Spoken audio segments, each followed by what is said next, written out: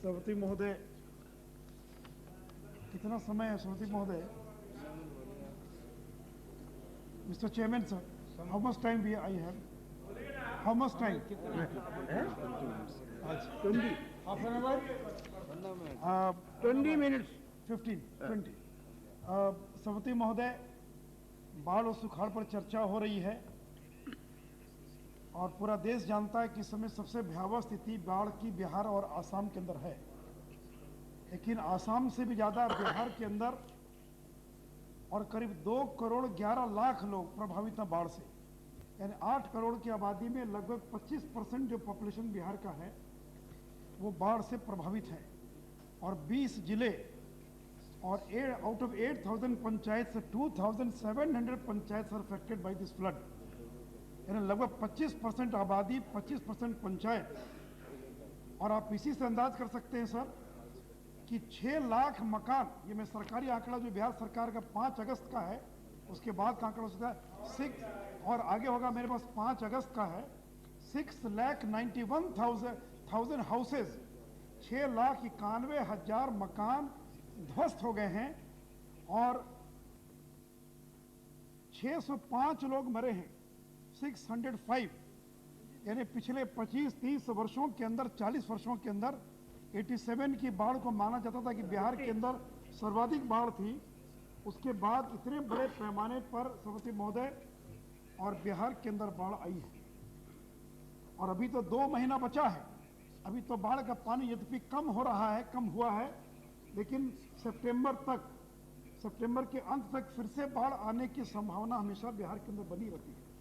Sorry, that your time is 15 minutes. और ठीक है, तो कहने का मतलब सर कि इतनी भयावह बाढ़ बिहार के अंदर आई है और स्थिति से सभापति महोदय ये है कि जो राहत का काम है, अब वहाँ गांव में लोग एक ही नारा लगा रहे हैं कि हमको राहत नहीं चाहिए, हमको स्थायी समाधान चाहिए। जब प्राइम मिनिस्टर गए थे वहाँ, जब केंद्रीय टीम गई तो लोगों ने कहा कि हमको रिलीफ नहीं चाहिए, वी वांट परमानेंट सॉल्यूशन, क्योंकि राहत में क्या होने वाला है। और अध्यक्ष महोदय, मैं कोई आलोचना नहीं करना चाहूंगी, सारे हमारे मित्र, वास्तव में इतनी बड़ी बाढ़ है ये।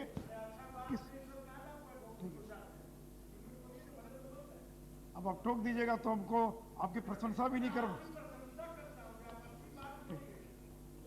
सभापति महोदय, Please don't yield. You come continue your speech. तो सभापति महोदय, केंद्र की सरकार, ये सरकार में बिहार से 10 मंत्री हैं। पहले तो ये आरोप लगाते थे कि केंद्र की सरकार बिहार के साथ स्टेप मदरली ट्रीटमेंट कर रही है, और अब बिहार के साथ बिहार के मंत्री भी स्टेप मदरली ट्रीटमेंट कर रहे हैं। आसाम, मेरी पूरी सहानुभूति आसाम के साथ है।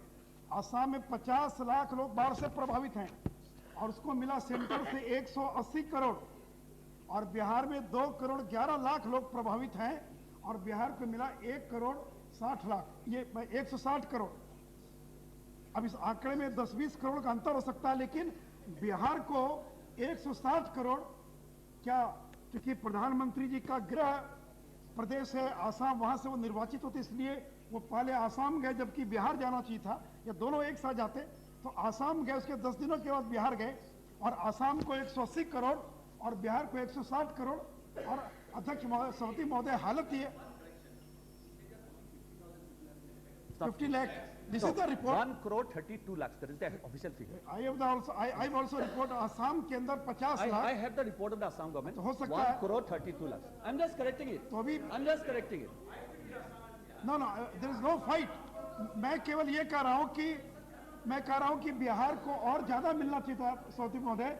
और सभापति महोदय, हालत ये इस समय रिलीफ की कि राज्य सरकार के सारे प्रयास के बाद भी, मैं अगर हर एक बाढ़ प्रभावित परिवार को अगर राहत का आंकड़ा निकाला जाए, एक ग्राम, अगर औसत निकाला जाए तो प्रत्येक बाढ़ परिवार को 1 ग्राम भी अनाज मुश्किल से मिल पाया होगा, क्योंकि इतनी बड़ी बाढ़ है कि केवल राज्य सरकार अकेले उसका मुकाबला अध्यक्ष महोदय नहीं कर सकती है। और स्थिति है कि अभी तक है, इसलिए मैं उस आंकड़ों की डिटेल्स में नहीं जाऊंगा। पॉलिथीन शीट बटा 4,37,000 मीटर और 25 लाख परिवार प्रभावित हैं। 25 लाख अगर 2 करोड़ से जोड़ दे तो 40 लाख परिवार प्रभावित हैं। और पॉलिथीन शीट कितना मिला? 4,37,000 मीटर। यानी मात्र 4 लाख परिवार 1-1 मीटर भी कर दिया जाए तो अध्यक्ष महोदय कुल मिलाकर जो राहत है बिहार के अंदर वो जीरे के समान है, ऊंट के मुंह में जीरे के समान।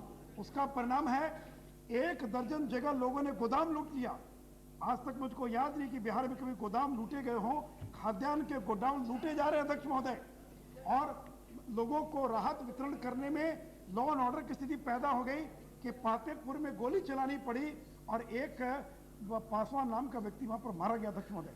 हालत यह है कि एमएलए एमपी मिनिस्टर्स वो क्षेत्र में जा नहीं सकते हैं, हेलीकॉप्टर से भरी दौरा कर लें क्योंकि वहां जनता लाठी लेकर खड़ी है कि हमको दीजिए राहत, और राहत नाम की चीज बहुत नगण्य है अध्यक्ष महोदय।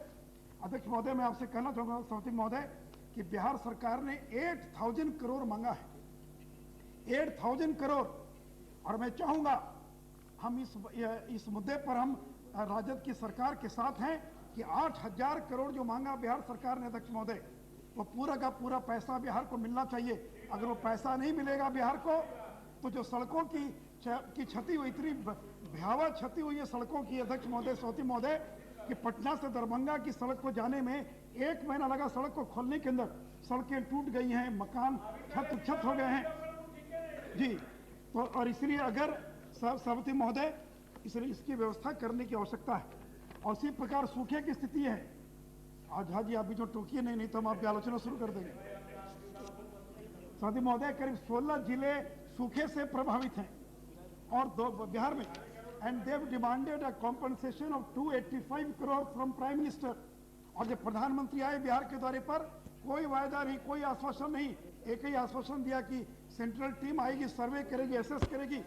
तो अध्यक्ष महोदय क्या सेंट्रल टीम एसेस करके कब रिपोर्ट देगी, कब बनेगा? और मात्र 160-65 करोड़ रुपया बिहार को मिला है अध्यक्ष महोदय। सभापति महोदय 115, तो आसाम को 180। फिर मैं कह रहा हूं कि मैं आसाम को आप 500 करोड़ दीजिए, मैं इसके विरोध में नहीं हूं, लेकिन लालू जी रेल मंत्री हों और दिग्विजय जी और ये जयप्रकाश जी मंत्री और बिहार को 115 करोड़ और आसाम को 180 करोड़, तो 8,000 करोड़ जो मांगा गया बिहार को, वो 8,000 करोड़ बिहार को मिलना चाहिए सभापति महोदय। और इसलिए मैं बिहार के तमाम मंत्री जो केंद्र में हैं, मैं उनसे आग्रह करूंगा कि बिहार भारत सरकार पर दबाव डालिए और आप वहां से लेने का प्रयास करें सभापति महोदय। सभापति महोदय मैं दूसरी बात और कहना चाहूंगा, नेपाल से वार्ता चल रही 50 साल हो गए। भाई झा जी, आप अध्यक्ष महोदय या तो आप झा जी से भाषण कराइए, नहीं तो झा जी को बैठा दीजिए। अध्यक्ष महोदय, सभापति महोदय, नेपाल से वार्ता को 50 साल हो गया। कोई सरकार हो 50 साल में एक केवल 17 अगस्त को ऑफिस खुलने जा रही है, केवल ऑफिस खुलने जा रही है। इससे क्या होने वाला है? हम जनता को ठगने का काम कर रहे हैं सारे दलों के लोग, और जब बाढ़ आती कहते वार्ता हो रही है, एक ऑफिस खुल गया। और 30 करोड़ जो जयप्रकाश जब ढिंडोरा पीट रहे हैं, ये तो एनडीए की सरकार ने सुरेश प्रभु और आनंद गीते थे कि 30 करोड़ स्वीकृत किया, वही 30 करोड़ में एक नया पैसा आपने बढ़ाया नहीं। लेकिन मैं कहना ये चाह रहा हूँ सभापति महोदय कि 55 साल की आजादी के बाद एक दफ्तर खुलने जा रहा 17 अगस्त को विराटनगर में, और वो 30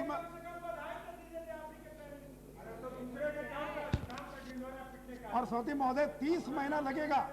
it will take 30 months to prepare a detailed project report and from where the money will come and और कितना समय लगेगा इसको इम्प्लीमेंट करने के। सभापति महोदय मैं आपसे आपके माध्यम से मैं सरकार को कहना, तो शांत रहिए, मैं आपके माध्यम से सरकार को कहना चाहूंगा सभापति महोदय, नेपाल का मामला चलता रहे, वहाँ की जो परिस्थितियाँ हैं, लेकिन मैं चाहूंगा कि जो इंटरलिंकिंग की बात आई है, और मुझे खुशी है सुरेश प्रभु साहब कि पहले जहाँ बिहार सरकार इंटरलिंकिंग का विरोध कर रही थी, आज से 4 दिन पहले बिहार के जल संसाधन मंत्री ने स्टेटमेंट दिया है कि इंटरलिंकिंग का काम कोसी और गंडक को जोड़ने का काम शुरू किया जाए।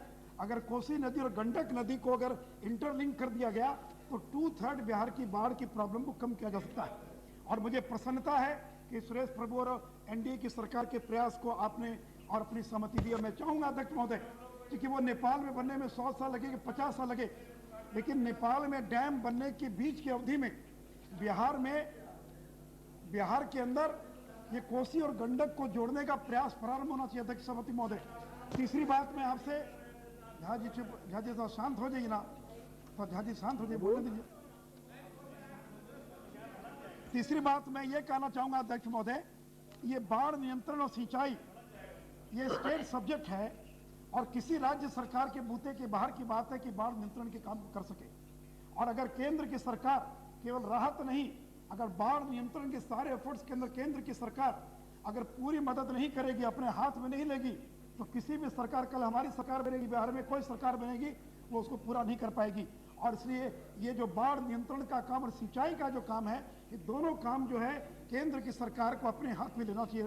अध्यक्ष महोदय, सभापति महोदय, चौथी बात मैं ये कहना चाहूंगा, 15 मिनट हो गया सर, 2-3 मिनट और। मैं चौथी बात ये कहना चाहूंगा कि बिहार में जो तटबंध है, इम्बैंकमेंट, वो सारे 3,200 करीब 3,500 किलोमीटर तटबंध बने।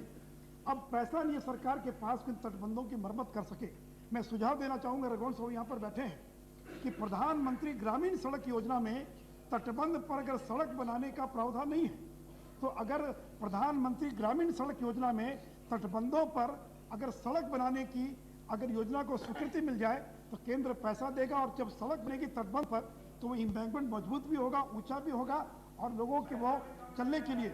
और मैं बताना चाहूंगा कि आप ही लोग, हम लोग मिलकर आए थे अटल जी से मिलने के लिए और मांग किया था हम लोगों ने।